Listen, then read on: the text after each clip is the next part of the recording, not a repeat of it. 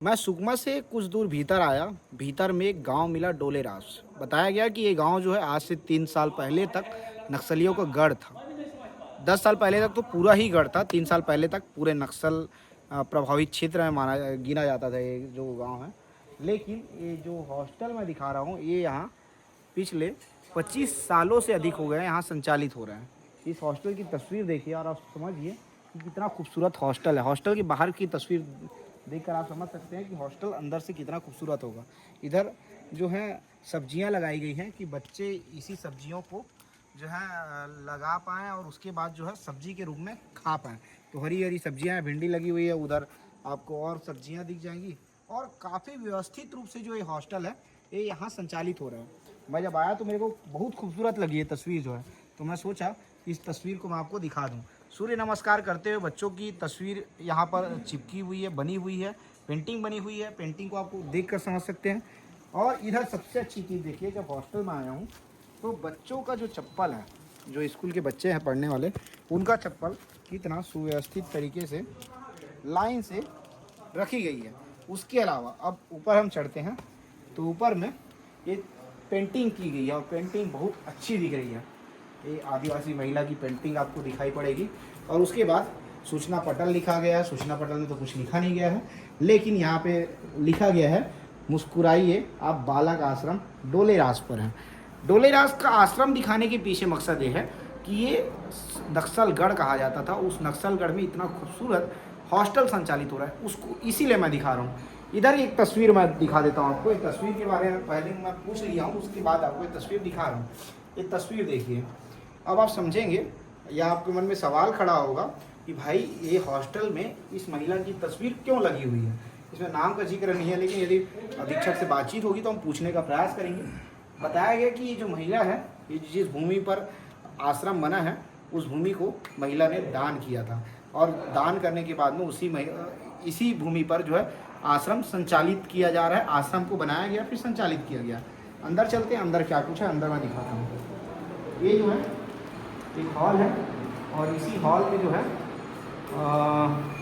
आप देखिए हॉल में कैसी पेंटिंग की गई है। डेंटिंग पेंटिंग, प्रशासनिक अधिकारी का राज्य शासन, देश प्रदेश के निर्वाचित जनप्रतिनिधियों का पूरा लिस्ट है ताकि बच्चे जान सकें राज्यपाल कौन है, राष्ट्रपति कौन है, मुख्य सचिव कौन है, उपराष्ट्रपति कौन है।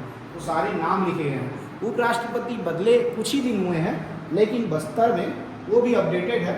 उसमें भी लिखा गया है श्री सीपी राधाकृष्णन जो है हमारे देश के जो है उपराष्ट्रपति बनाए जा चुके हैं। वीर गुंडाधुर का बहुत शानदार पेंटिंग यहाँ पे बना हुआ है।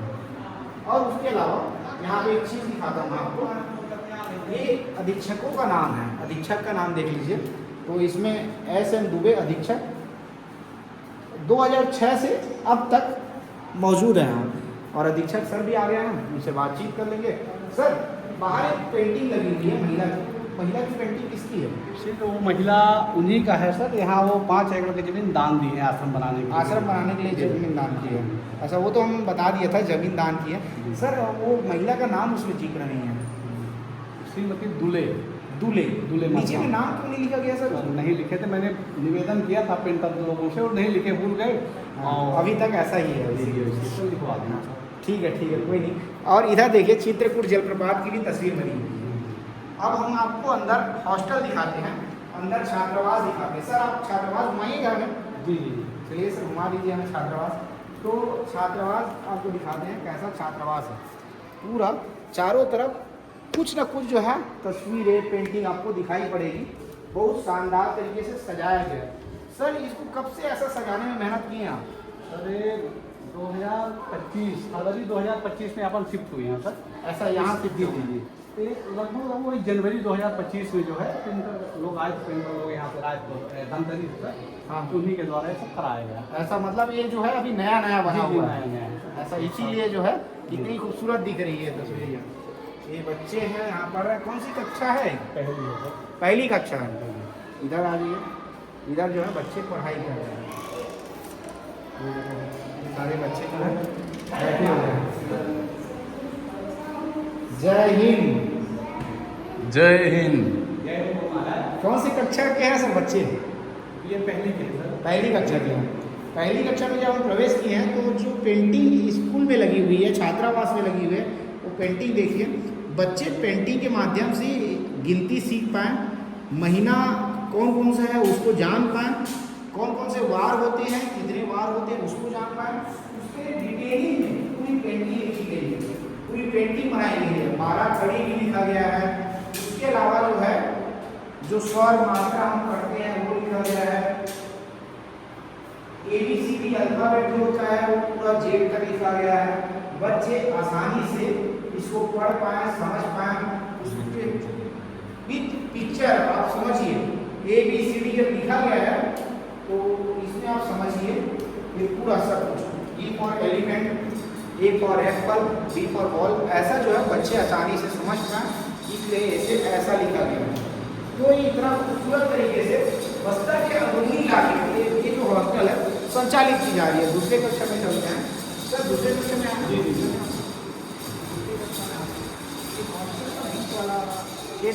हॉस्टल का बीच वाला क्षेत्र है, खाली मैदान है। सर यहाँ क्या क्या लगाते हैं आप लोग?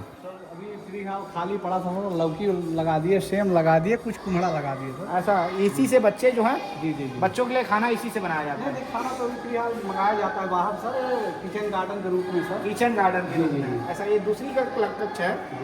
ऐसा दूसरी कक्षा है। दूसरी कक्षा के बच्चे जो हैं ये बैठे हुए हैं, तो ये सारे बच्चे यहाँ बैठे हुए हैं। कौन सी कक्षा में हैं आप लोग? दूसरी। सब कितने बच्चे हैं आप लोग टोटल यहाँ? 31 31 बच्चे हैं सर। जी ऐसा लाइट जला पंखा। तो ये बच्चे 31 बच्चे हैं सर। ऐसे कितने कक्षा संचालित हो रहे हैं सर यहाँ? 5वीं तक सर। Primary school? जी। प्राइमरी स्कूल का छात्रावास है। जी। सर ये बताइए आप कब से हैं इस जगह में? मैं यहाँ से तो डोलेराव से सदस्य में 98 से हूँ सर। 98 से? जी। सर टोटल मतलब प्राइमरी स्कूल में कितने बच्चे हैं? टोटल 141 है सर।